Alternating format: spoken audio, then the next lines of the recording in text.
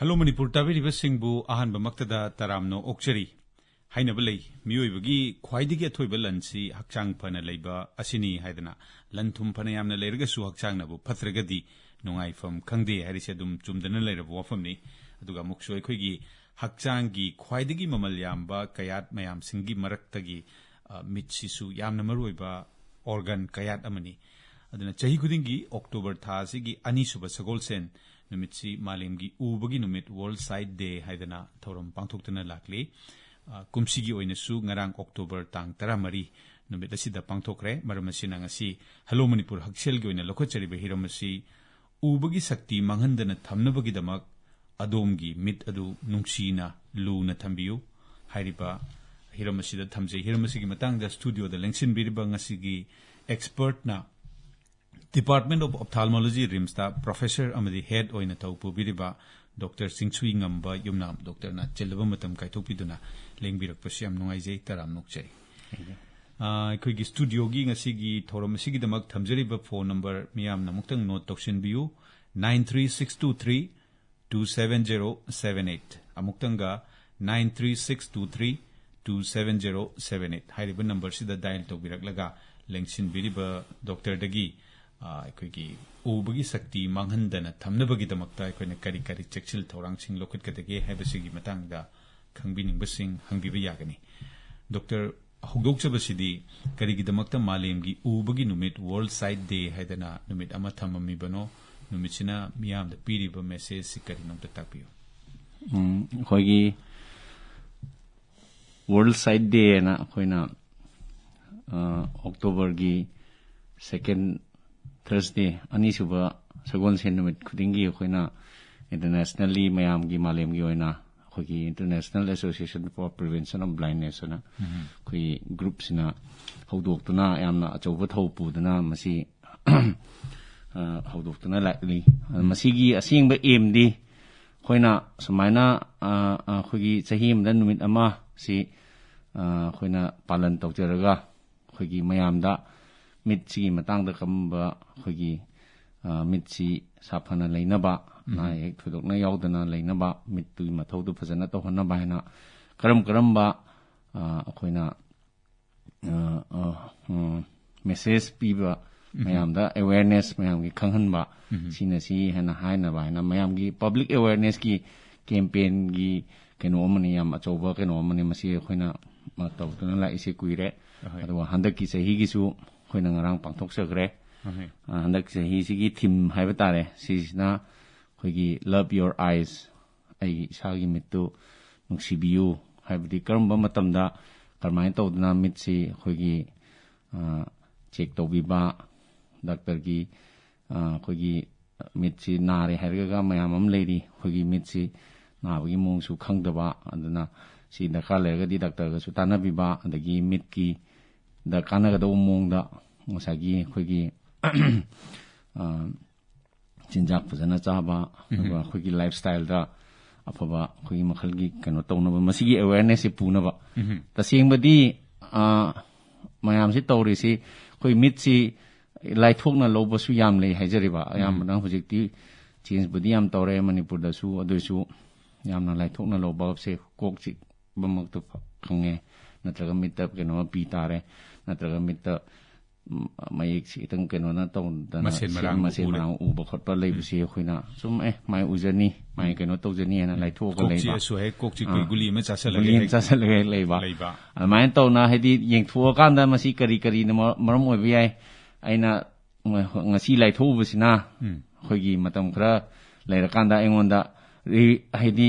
amohanna hanba yaroida mongda sokibagi maram ga leigadra leiroidra ka haidu khoina thoidokna public awareness is the what pa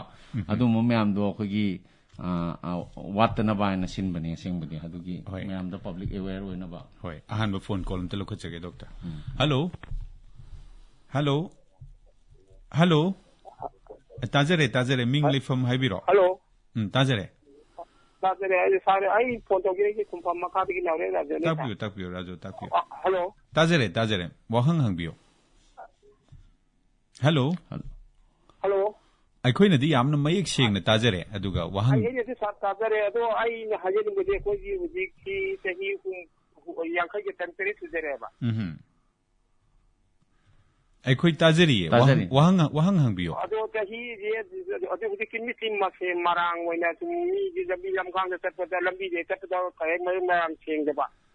ꯃꯇꯧ ꯀꯔꯝꯅ ꯇꯧꯔꯒ ꯃꯤꯁꯤ ꯐꯅ ꯊꯝꯒꯗꯒꯦ ꯁꯤꯡꯗꯪ ꯇꯥꯛꯄꯤꯔꯝꯃꯒꯗꯤ ꯌꯥꯝ ꯅꯨꯡꯉꯥꯏꯅꯤ ꯍꯥꯏꯖꯅꯤꯡꯕ ꯑꯍꯣꯏ ꯐꯅꯤ ꯆꯍꯤ 50ꯒ ꯆꯍꯤ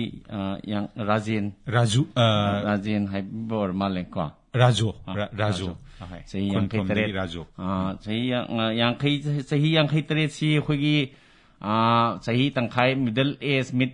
ꯍꯦꯖ ꯍꯦꯟꯀꯠꯂꯛꯄ ꯀꯥꯡꯕꯨ ꯍꯥꯏꯕ ꯇꯥꯔꯦ ꯑꯩꯈꯣꯏꯅ ꯂꯧꯖꯕꯗ ꯔꯥꯖꯨꯒꯤꯁꯦ ꯑꯗꯨ ꯃꯁꯤꯗ ꯊꯣꯛꯄ ꯌꯥꯕꯁꯤ ꯃꯁꯦꯟ ꯃꯔꯥꯡ ꯊꯣꯛꯄ ꯌꯥꯕꯒꯤ ꯃꯇꯝꯁꯤ ꯍꯥꯏꯕꯗꯤ ꯃꯔꯝꯁꯤ ꯌꯥꯝ ꯂꯩꯈ꯭ꯔꯦ ꯑꯍꯥꯟꯕꯗ ꯑꯩꯅ ꯈ꯭ꯋꯥꯏ ꯄꯟꯖꯕꯗꯤ ꯑꯩꯈꯣꯏꯅ ꯉꯁꯥꯏꯁꯨ ꯄꯟꯖꯈ꯭ꯔꯦ ꯑꯩꯈꯣꯏꯒꯤ ꯑꯅꯣꯛꯀꯨꯝꯕ ꯁꯣꯛꯄ ꯑꯩꯈꯣꯏꯒꯤ ꯑꯅꯣꯛꯁꯤ ꯏꯆꯝ ꯆꯝꯅ ꯁꯤꯅ ꯈ꯭ꯋꯥꯏ ꯀꯃꯟ ꯑꯣꯏꯗꯣꯏꯅꯤ ꯃꯤꯠꯁꯤ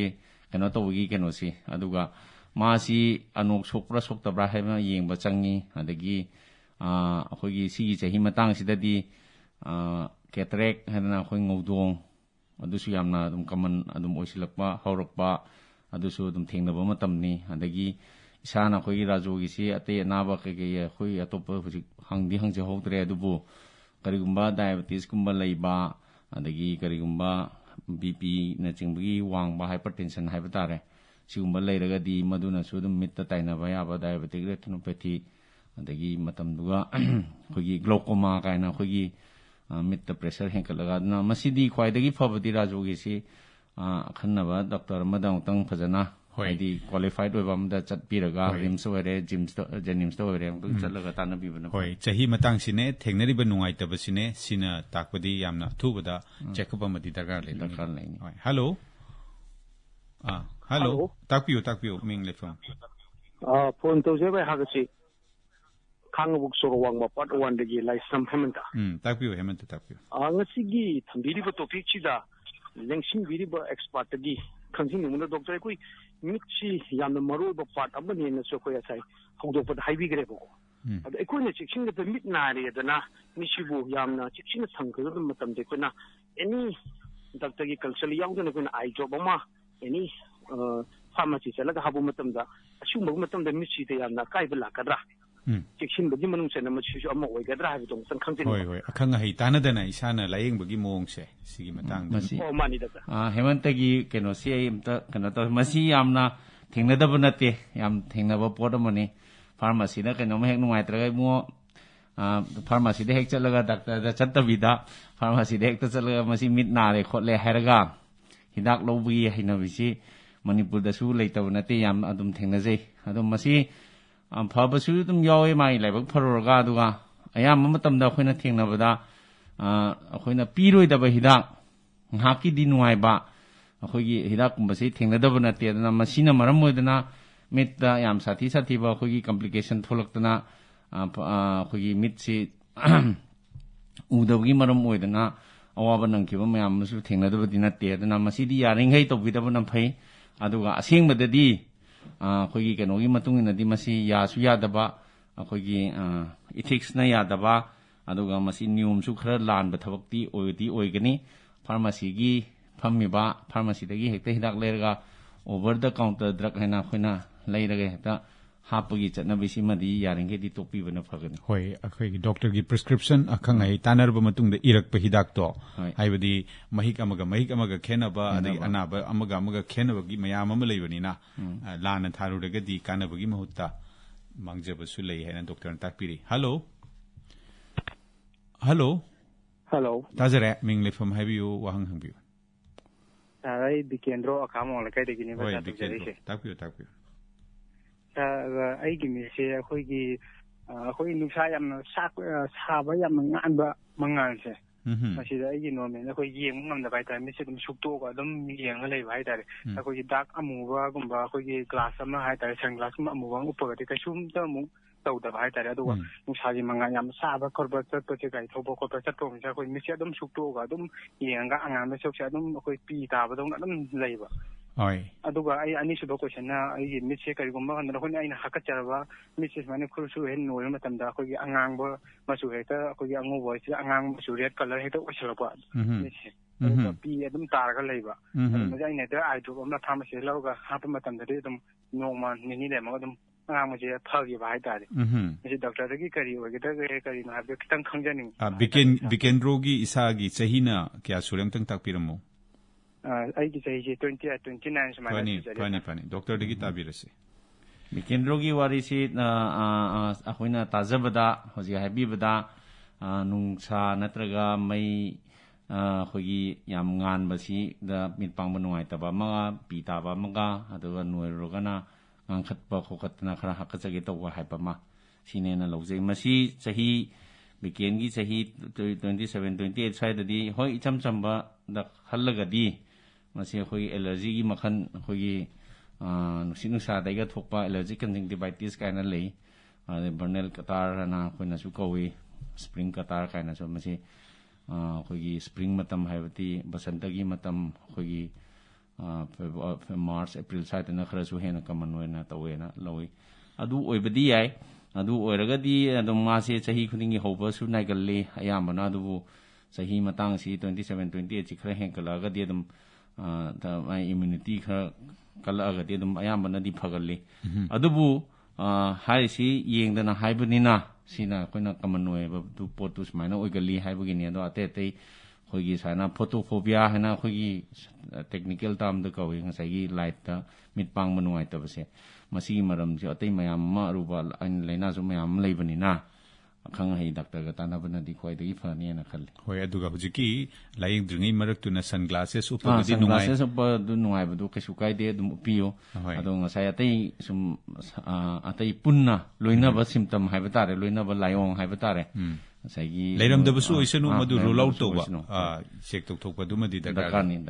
ꯑꯩꯈꯣꯏꯒꯤ ꯍꯦꯛꯇ ꯍꯧꯖꯤꯛꯀꯤ ꯑꯗꯨꯃꯥꯏꯅ ꯐꯥꯔꯃꯥꯁꯤꯗꯒꯤ ꯍꯦꯛꯇ ꯂꯩꯔꯒ ꯍꯦꯛꯇ ꯍꯥꯞꯄꯒ ꯅꯣꯡ ꯅꯤꯅꯤ ꯂꯩꯔꯒ ꯐꯩ ꯍꯥꯏꯕꯗꯣ ꯑꯗꯨꯏ ꯃꯃꯥꯡꯗꯁꯨ ꯑꯩ ꯄꯟꯖꯈ꯭ꯔꯦ ꯑꯩꯈꯣꯏꯒꯤ ꯀꯩꯅꯣꯅ ꯐꯣꯟ ꯑꯩꯈꯣꯏꯒꯤ ꯀꯣꯂꯔ ꯑꯃꯅ ꯇꯧꯕꯤꯔꯛꯄꯗ ꯑꯗꯨꯃꯗꯤ ꯑꯗꯨꯝ ꯊꯥꯗꯣꯛꯍꯟꯅꯤꯡꯉꯤ ꯍꯣꯏ ꯑꯗꯨꯒ ꯍꯧꯖꯤꯛꯀꯤ ꯌꯥꯝꯅ ꯇꯣꯏꯅ ꯑꯩꯈꯣꯏꯅ ꯊꯦꯡꯅꯔꯤꯕ ꯃꯤꯠ ꯎꯔꯛꯇꯕꯒꯤ ꯃꯔꯝꯁꯤꯡꯁꯦ ꯆꯍꯤ ꯌꯥꯝꯃꯛꯑꯀꯥꯟꯗ ꯃꯤꯠ ꯎꯔꯛꯇꯕꯒꯤꯁꯨ ꯂꯩꯔꯦ ꯆꯍꯤ ꯅꯧꯔꯤꯉꯩꯗꯁꯨ ꯑꯗꯨꯒ ꯃꯤ ꯑꯌꯥꯝꯕꯅ ꯊꯦꯡꯅꯔꯤꯕ ꯃꯤꯠ ꯎꯔꯛꯇꯕꯒꯤ ꯃꯔꯝꯁꯤꯡꯁꯤ ꯑꯩꯒꯤ ꯎꯖꯔꯝꯕ ꯅꯣꯔꯃꯦꯜ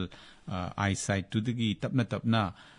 ꯎꯔꯛꯇꯕꯒꯤ ꯃꯔꯝꯁꯤꯡꯁꯤ ꯑꯜꯇꯤꯃꯦꯠꯂꯤ ꯕ꯭ꯂꯥꯏꯟꯒ ꯑꯣꯏꯈꯤꯕꯒꯤ ꯃꯔꯝꯁꯤꯡꯁꯤ ꯀꯔꯤ ꯀꯔꯤꯅꯣ ꯍꯥꯏꯕ ꯌꯥꯏ ꯗꯣꯛꯇꯔ ꯃꯥꯂꯦꯝ ꯄꯨꯝꯕꯒꯤ ꯑꯣꯏꯅ ꯍꯥꯏꯕ ꯇꯥꯔꯦ ꯃꯥꯂꯦꯝ ꯄꯨꯝꯕ ꯄ꯭ꯔꯤꯊꯤꯕꯤꯒꯤ ꯑꯣꯏꯅ ꯄꯨꯂꯞ ꯍꯥꯏꯖꯔꯒꯦ ꯃꯁꯤ ꯃꯥꯂꯦꯝ ꯄꯨꯝꯕꯒꯤ ꯑꯣꯏꯅ ꯌꯥꯝ ꯀꯃꯟ ꯑꯣꯏꯅ ꯑꯩꯈꯣꯏꯒꯤ ꯃꯊꯪ ꯃꯤꯠ ꯎꯔꯛꯇꯕꯒꯤ ꯀꯣꯁ ꯃꯔꯝ ꯍꯥꯏꯕ ꯇꯥꯔꯦ ꯁꯤ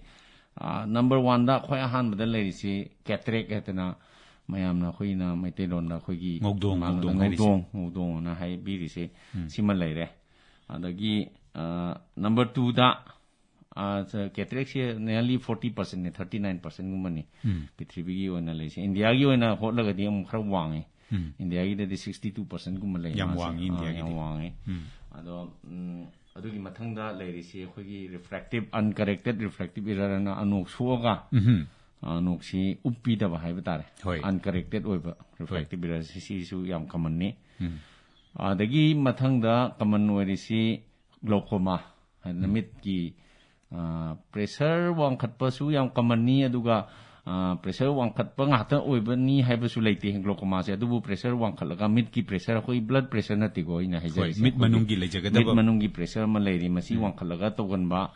ꯑꯅꯥꯕ ꯒ꯭ꯂꯣꯀꯣꯃꯥ ꯍꯥꯏꯅ ꯀꯧꯕ ꯑꯃ ꯂꯩ ꯃꯁꯤ ꯃꯩꯇꯩꯂꯣꯟꯗꯗꯤ ꯃꯁꯤꯒꯤ ꯃꯃꯤꯡꯁꯦ ꯑꯩꯈꯣꯏꯅ ꯆꯞ ꯆꯥꯅ ꯀꯔꯤ ꯍꯥꯏꯒꯗꯣꯏꯅꯣ ꯍꯥꯏꯕꯁꯤ ꯈꯟꯅꯗ꯭ꯔꯤ ꯍꯥꯏꯕ ꯇꯥꯔꯦ ꯑꯗ ꯒ꯭ꯂꯣꯀꯣꯃꯥ ꯍꯥꯏꯁꯤꯃ ꯌꯥꯝ ꯀꯃꯟꯅꯤ ꯑꯗꯒꯤ ꯑꯦꯖ ꯔꯤꯂꯦꯇꯦꯠ ꯃꯥꯏꯀꯨꯂꯔ ꯗꯤꯖꯦꯅꯔꯦꯁꯟ ꯍꯥꯏꯅ ꯑꯩꯈꯣꯏ ꯔꯦꯇꯤꯅꯥꯗ ꯁꯣꯛꯄ ꯑꯩꯈꯣꯏ ꯆꯍꯤ ꯌꯥꯝꯕ ꯀꯥꯡꯕꯨꯁꯤꯡꯗꯅ ꯑꯌꯥꯝꯕ ꯇꯧꯒꯜꯂꯦ ꯁꯤꯅ ꯆꯍꯤ 50-60ꯒꯨꯝꯕꯒꯤ ꯃꯇꯨꯡꯗ ꯂꯥꯛꯄ ꯑꯗꯒꯤ ꯑꯩꯈꯣꯏꯒꯤ ꯀꯣꯔꯅꯤꯌꯦꯜ ꯑꯣꯄꯦꯁꯤꯇꯤ ꯗꯣꯛꯇꯔ ꯑꯩꯈꯣꯏꯒꯤ ꯁꯤꯁꯦ ꯑꯩꯈꯣꯏꯅ ꯁꯤꯁꯨ ꯉꯧꯗꯣꯡ ꯑꯃꯅꯤ ꯀꯣꯔꯅꯤꯌꯦꯜ ꯑꯣꯄꯦꯁꯤꯇꯤ ꯍꯥꯏꯁꯤꯁꯨ ꯉꯧꯗꯣꯡꯅꯤ ꯑꯩꯈꯣꯏꯅ ꯃꯩꯇꯩꯂꯣꯟꯗ ꯉꯧꯗꯣꯡꯁꯤ ꯑꯗꯨꯅ ꯀꯟꯐ꯭ꯌꯨꯖꯟ ꯈꯤꯇꯪ ꯂꯩꯕ ꯌꯥꯎꯋꯦ ꯃꯤꯠꯇ ꯍꯦꯛ ꯑꯉꯧꯕ ꯑꯃ ꯍꯦꯛ ꯎꯔꯒ ꯑꯩꯈꯣꯏꯅ ꯉꯧꯗꯣꯡ ꯍꯥꯏꯅ ꯍꯦꯛꯇ ꯍꯥꯏꯕꯁꯦ ꯑꯗꯨꯅ ꯃꯅꯨꯡꯒꯤ ꯉꯧꯗꯣꯡ ꯃꯄꯥꯟꯒꯤ ꯉꯧꯗꯣꯡ ꯀꯥꯏꯅ ꯑꯩꯈꯣꯏꯒꯤ ꯈꯔ ꯁꯤꯅꯤꯌꯔ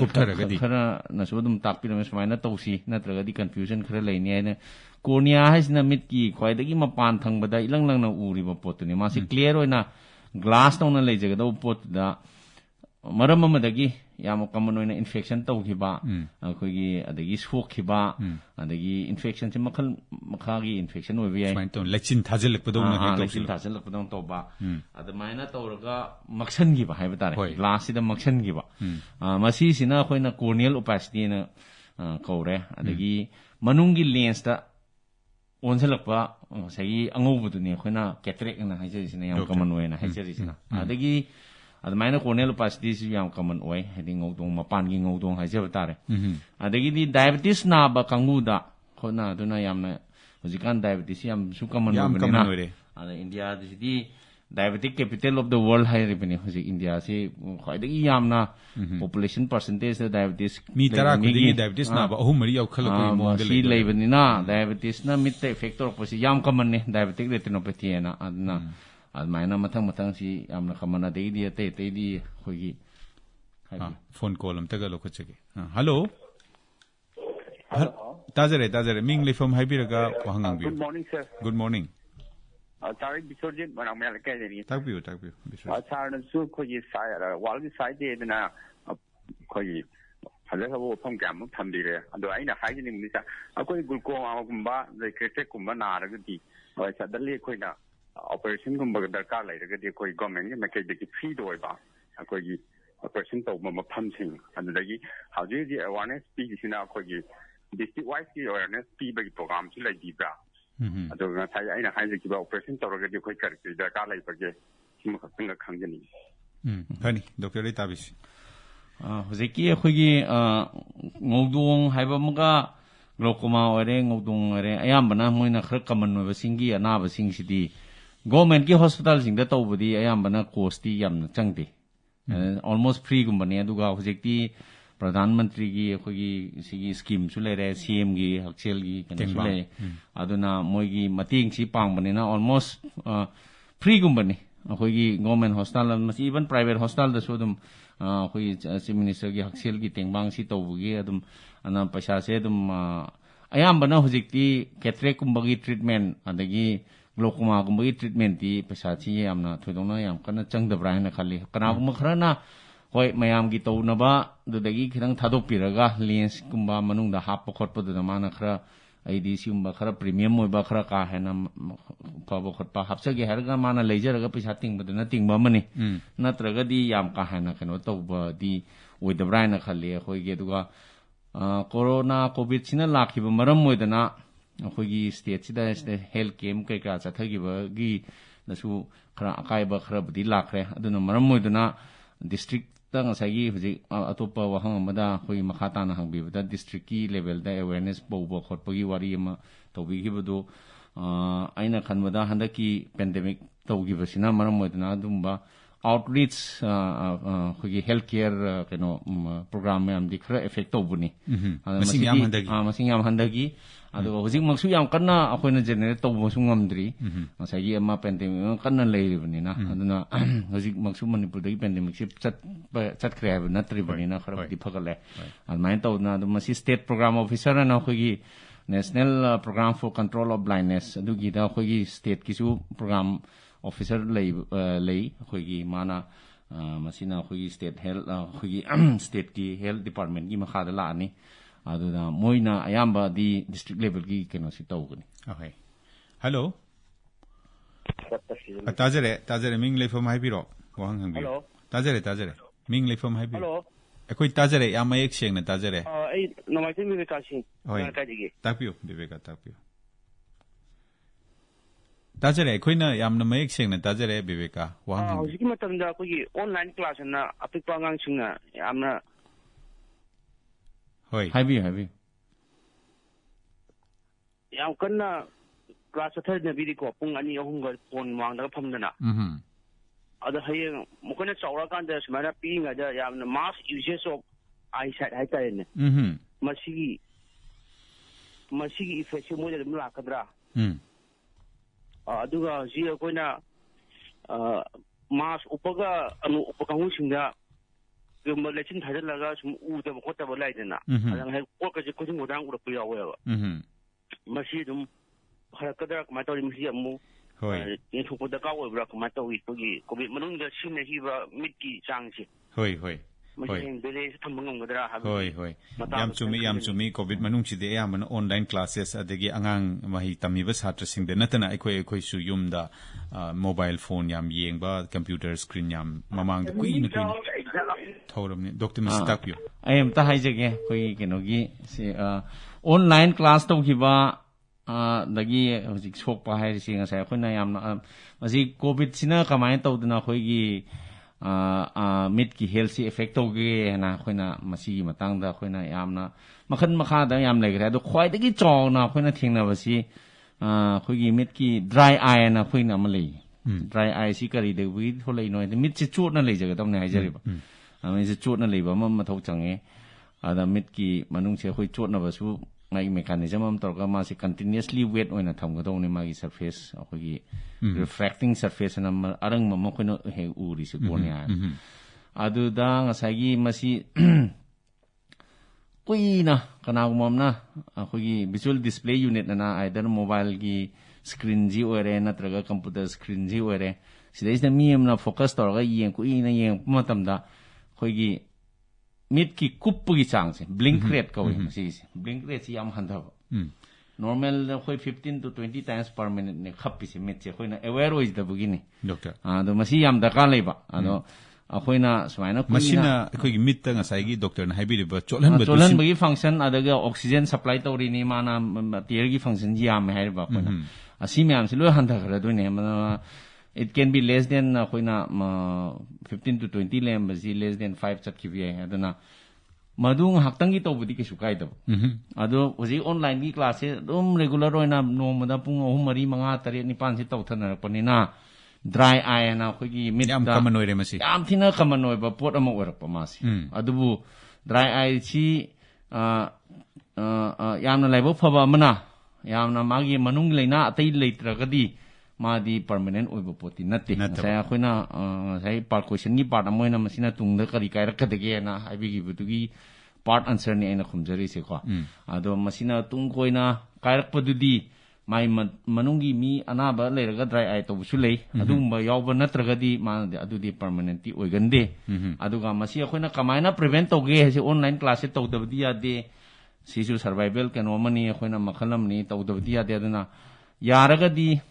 ꯃꯁꯤ ꯃꯈꯜ ꯃꯌꯥꯝ ꯑꯃꯗꯤ ꯂꯩꯈ꯭ꯔꯦ ꯑꯗꯨꯕꯨ ꯈ꯭ꯋꯥꯏꯗꯒꯤ ꯆꯨꯝꯕ ꯑꯗꯒꯤ ꯈ꯭ꯋꯥꯏꯗꯒꯤ ꯏꯐꯦꯛꯇꯤꯞ ꯑꯣꯏꯕ ꯑꯃꯅꯤ ꯈꯛꯇꯪ ꯑꯩ ꯍꯥꯏꯖꯔꯛꯀꯦ ꯍꯥꯏꯗꯤ ꯃꯁꯤ ꯁ꯭ꯀ꯭ꯔꯤꯟꯁꯤꯗ ꯉꯁꯥꯏꯒꯤ ꯑꯩꯈꯣꯏꯅ ꯄꯨꯡ 3 ꯐꯝꯕꯤꯅꯤꯡꯉꯦꯅ ꯈꯟꯕꯤꯔꯣ ꯑꯗꯨ ꯑꯣꯏꯔꯒꯗꯤ ꯄꯨꯡꯈꯥꯏ ꯈꯨꯗꯤꯡꯒꯤ ꯀꯣ ꯃꯤꯅꯤꯠ ꯑꯃꯈꯛꯇꯪ ꯑꯣꯏꯔꯒꯁꯨ ꯍꯥꯏꯗꯤ 30 seconds ꯈꯛꯇꯪ ꯑꯣꯏꯔꯁꯨ ꯃꯤꯠꯁꯦ ꯎꯏꯁꯜꯂꯒ ꯉꯥꯏꯍꯥꯛꯇꯪ ꯂꯩꯕꯤꯕ ꯄꯨꯡꯈꯥꯏꯒꯨꯝꯕ ꯈꯨꯗꯤꯡꯒꯤ ꯔꯦꯒꯨꯂꯔꯂꯤ ꯃꯤꯠꯁꯦ ꯉꯥꯏꯍꯥꯛꯇꯪ ꯔꯦꯁ ꯁꯦꯀꯦꯟ ꯈꯛꯇꯪ ꯃꯤꯅꯤꯠ ꯑꯃꯈꯛꯇꯪ ꯔꯦꯁ ꯄꯤꯕꯤꯕ ꯑꯗꯨꯒ ꯑꯗꯨꯝ ꯇꯧꯕꯤꯌꯨ ꯄꯨꯡ 3ꯔ 4ꯔ ꯑꯗꯨꯝ ꯇꯧꯕꯤꯌꯨ ꯀꯣ ꯑꯗꯨꯒ ꯂꯨꯕ꯭ꯔꯤꯀꯥꯟꯠ ꯗ꯭ꯔꯣꯞ ꯑꯩꯈꯣꯏꯒꯤ ꯏꯆꯝ ꯆꯝꯅ ꯃꯤꯠꯇ ꯑꯩꯈꯣꯏꯒꯤ ꯔꯤꯐ꯭ꯔꯦꯁ ꯇꯦꯌꯔ ꯑꯗꯨ ꯇꯦꯌꯔ ꯍꯥꯏꯅ ꯃꯌꯥꯝ ꯕ꯭ꯔꯥꯟ ꯅꯦꯝ ꯃꯌꯥꯝ ꯑꯃ ꯂꯩꯈ꯭ꯔꯦ ꯃꯣꯏ ꯁꯤꯖꯤꯟꯅꯕꯁꯨ ꯃꯊꯧ ꯇꯥꯏ ꯌꯥꯝꯅ ꯗꯔꯀꯥꯔ ꯂꯩꯔꯒꯗꯤ ꯑꯥꯏ ꯁ꯭ꯄꯦꯁꯤꯌꯦꯂꯤꯁ ꯑꯃ ꯇꯥꯟꯅꯕ ꯗꯔꯀꯥꯔ ꯂꯩꯅꯤ ꯑꯗꯨꯕꯨ ꯈ꯭ꯋꯥꯏꯗꯒꯤ ꯏꯆꯝ ꯆꯝꯕꯗ ꯃꯤꯠꯁꯤ ꯉꯥꯏꯍꯥꯛꯇꯪ ꯎꯏꯁꯤꯜꯂꯒ ꯂꯩꯕꯤꯕ ꯐ꯭ꯔꯤꯀ꯭ꯋꯦꯟꯠꯂꯤ ꯀꯣ ꯑꯗꯒꯤ ꯑꯩꯈꯣꯏꯅ ꯐꯝꯖꯤꯟꯕ ꯃꯇꯝꯗ ꯑꯩꯈꯣꯏꯒꯤ ꯅꯨꯡꯁꯤꯠ ꯁꯔꯀꯨꯂꯦꯁꯟ ꯇꯧꯕ ꯑꯦꯌꯔꯁꯤꯗꯒꯤ ꯃꯣꯏꯆꯔ ꯂꯧꯊꯣꯛꯄ ꯄꯣꯠ ꯑꯣꯏꯕ ꯌꯥꯕ ꯑꯦꯁꯤꯒꯨꯝꯕ ꯀꯥꯗ ꯌꯥꯝ ꯀꯨꯏꯅ ꯐꯝꯕꯤꯗꯕ ꯗꯣꯛꯇꯔ ꯑꯦꯁꯤꯒꯨꯝꯕ ꯊꯥꯖꯤꯜꯂꯒ ꯀꯨꯏꯅ ꯐꯝꯕꯁꯤꯗꯅꯤ ꯍꯦꯛꯇ ꯕꯦꯔꯥ ꯌꯥꯝ ꯇꯧꯔꯤꯁꯦ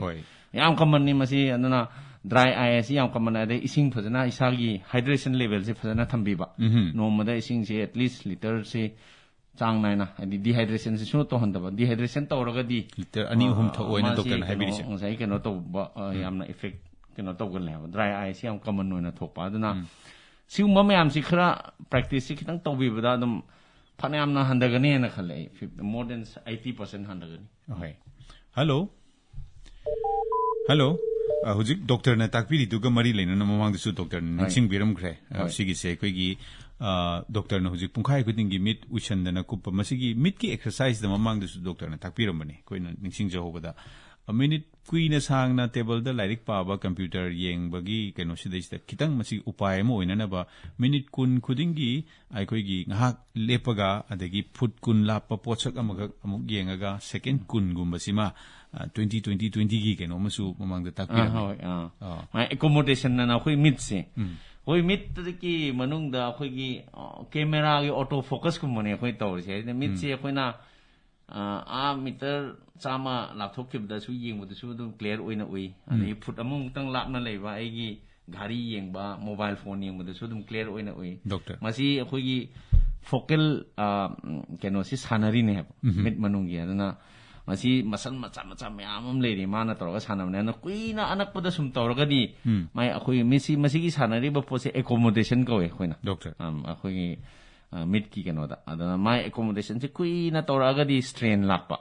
ꯀꯣꯛ ꯆꯤꯛꯄ ꯈꯣꯠꯄ ꯀꯣꯛ ꯉꯥꯎꯕ ꯑꯗꯒꯤ ꯁꯤꯒꯨꯝꯕ ꯃꯌꯥꯝ ꯑꯃ ꯂꯩꯕꯅꯤꯅ ꯑꯩꯈꯣꯏꯅ ꯉꯁꯥꯏ ꯍꯧꯖꯤꯛ ꯗꯦꯕꯦꯟꯗ꯭ꯔꯅ ꯍꯥꯏꯕꯤꯕ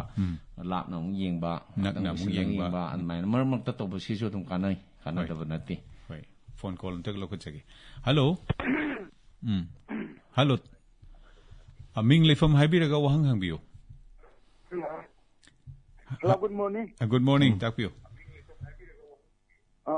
I attend me in Makalakadi now never. Hoi, Takpio. As Masiki would never talk the number city die ship as a city sabi you have this Makat Takir May and Maginican Bar. Hoi. Who hit the Medipol is the Dilak Kari Kudum Java over Namdraba, Namit to get later. Hoi, Akunbagi, Wangdo, Udabaki. Udabasinggi khudong chaba udabasinggi blind singi welfare gumbagi ne kombagi sina madumana tongan ba keno ma leikre kaigi leitani government ma yama pakhali aduga ahan bagi do maru oina khanjai khogi punchi mahing aduga aigi chari ba thai ba diet siga eye health siga mit ki health siga kari mari lenage anda mit chumai khumjage ma se khogi mit ki da diet haib tare diet kanari di khogi mayamna chabi bada hojikandi yamna neglect tawbagi mong amsu lai Manipur da suyawna the vegetables green vegetables ko mana masing asang man sabai si always meat khetana te ate haksangi mayamam da suyam kanarani haira matam dugi seasonal oiba fruits saba milk ta yamna afaba components yauri meat te yam kanaba ko ai sangum sida adagi nga si yamna kane meat ki oina mana mai vitamin A gi keno toba yamna rich oiba madagi meat ta ya nga da yaur bo oil sida khoi meat ki kanana ba poche dana fish nga se khoi Manipur da su yam chana ba pot ne ana masi dum kanai aduga hair ba chinjak ta sumaina chabi ba sida kale aduga hydration level singa sai aina sa haijagi ba na ising gi chang se walhan bidaba singi chang se kuina walakpa natraga severe episodes of dehydration haiba tare di singji yam watkibugi diarrhea ga doctor na kuina ga tawbo sumai tawbuse cataract se trigger tawi ga na si ju theory ama lei simma si su avoid yani ngai tawba dana aksang da ising masing thakpui chang se phajana thambiba adagi exercise regularly tawbiba masai ngasagi adagi mit si sinaba matamda aina exercise se masai khoina mamang da su panjakhre admaina tawbiba do larik pabada ai kenom ta ga haijage khoi maruina khara naha oiba kangu gi mai gi keno si kitang ngandana haigi mai gi direction kap ko glare yaudana hunba adagi nangna computer mamang da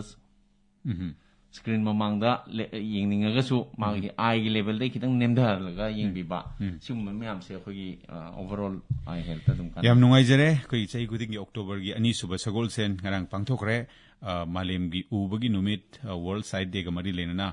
ubagi shakti manghandana thamnabagi damakta adom gi mit yamna cheksinna nungsina thambiu haiba wafam asigi matangda Dr. Chingsuingamba Yumnam Professor and Head Department of Ophthalmology RIMS na marik chumna takbikhiba Dr. Utagachari. Thank you.